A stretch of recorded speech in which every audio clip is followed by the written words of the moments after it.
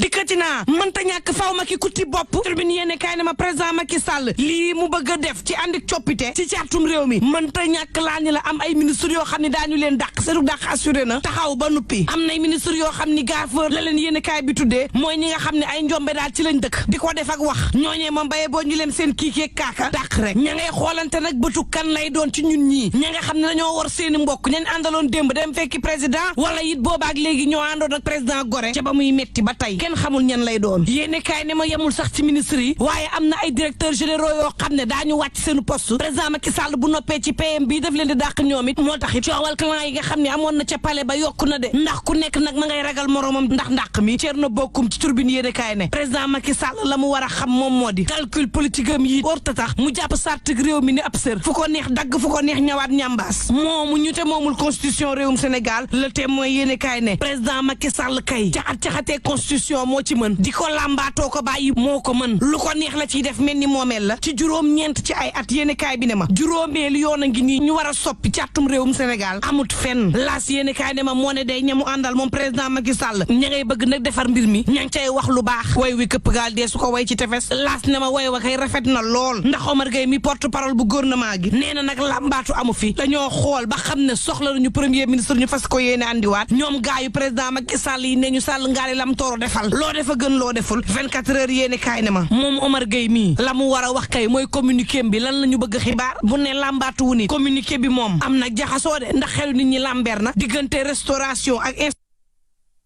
kaay ne ma bu demee ba communiqué te leen ñu andi ci ay photo ki jafe-jafe réeral xelum sénégalais yi booba la leen sénégalais yi waree ragal le quotidien ne laaj ba kay tay mooy kan mooy doon premier ministre bi ndax nag am na ñoo xam ne ci biir gouvernement gi wala sax ci jegeñaale Macky Sall xam nañ ni ñoom ay premier ministrable lañu maanaam yor nañu profilu premier ministre mën na am na jamono jii may àddu l'observateur ne moom premier ministre bi xamul ni moom mooy premier ministre Cheikh Yérim Seck Aliou Ndiaye ak docteur Cheikh Diallo duñu jéem a nag xamal dëgg-dëgg nan la premier ministre bi war a mel ñu ne ci yéene kaay bi daañu def ay calcul nag ci présidentielle bee ñu jëm laataa ñuy fal premier ministre bi ndax nag président Macky Sall bu jëlee koo xam ne day politique dëgg amuk base am nit te it am bëgg-bëgg ci ëllëgam ci wàllu politique jàppal ni président Macky Sall tabb na numéro 2 am tabb na it ka nga xam ne boo moytul mooy doon candidat am 2024 waaye nag attention Cheikh Yérim Seck ne bu dee président Macky Sall dafa tabb koo xam ne ab technocrate la koo xam ne daal daanaka politique daal yëngalu ko gérer dossier état bi moo ko tax a jug am leen yaakaar ni président waajagul ngir ut ku ko wutu 2024 leer na Aliou Ndiaye ne en tout cas président Macky Sall yitteem bokk na ci wutu plan B de ndax ëllëg kenn xamul luy am l'enquête yéene kaay ne ay calcul daal la fi président Macky Sall nekkee lii tax nag mu andiwaat poste premier ministre bi Ismaïla Madior Fall ne war leen xam ne nag président Macky Sall warta taxaw ca kanam rek lépp ñëw dal ci kawam Abdoulaye Cissé ne la taxoon mu dindi premier ministre poste bi bokkoon na ci nag ña nga xam ne doon sa xilaaf mu xamal leen ni pareeguma ngir nit wutuma moom président Macky Sall l'enquête ne ma premier ministre bi daal buñ ko tabbee xel mën na tey ni président Macky Sall bëgg na wutit ku ko wutu jamono ji ay calcul Macky Sall la de tey leen ñett ñii la xel yi daal di tabb kenn ki moom moo di Amadou Ba mën na nekk premier ministre wuutu it Macky Sall ci APR Mimi Touré gaa ya ngi koy laam-laamee Idrissa Seck it ña ngi koy laam-laamee ndax moo di bot secret bu Macky Sall waaye attention bés bu ko président Macky Sall falee loolu mooy xotteeku APR ba faaw critique yéene kaay ne en tout cas xarañ na lool ci wàllu politique moom président Macky Sall ma nga mel ni gaa yu taaj seen boolu yàpp xàcc yay roñ-roñ ñu sànni leen du yax ñu war caa nekk di ñarañ le temps que waa kër gi di pare lekk jox leen desit ya lii la ñu président Macky Sall def président Macky Sall day mënees na ko méngaleeg màggetum jinne lu mu màgget deseb ngelaju bu jommal gu ne waaye ngelajoom gu mujj gii daanaka boppam la daal di jommal ndax gaa yaa ngi ko koy joore fu ne critique ne attention doyen des juges bu ñu ne doomu gouverneur Maham Diallo la woon bokkuñu dara nday leer tribune yéene kaay ne ma directeur général bu ASER ba nga xam ni dañu ko doon tuumaal ni ki démb ba tey wàllu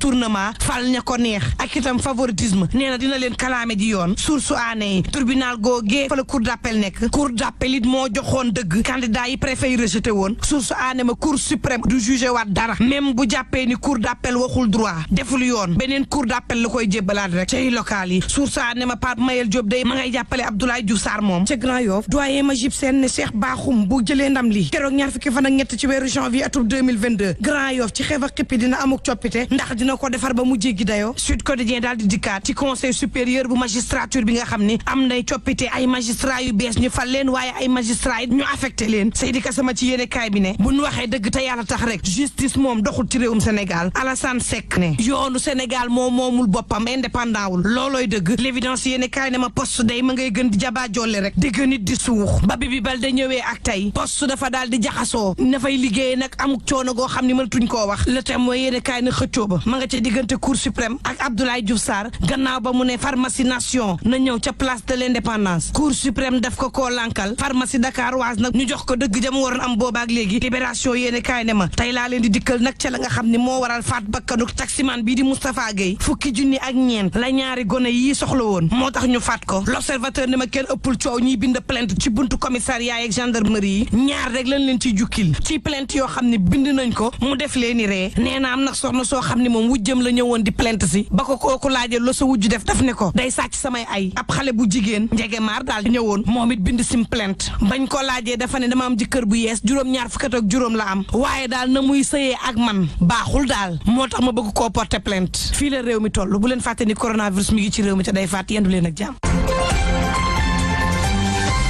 Jumia bi leen indil Black Friday moo leen doon may seen revue de presse.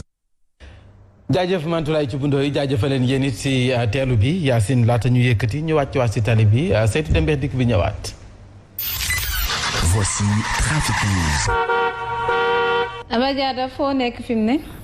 Voilà, merci beaucoup. Sur l'autoroute en route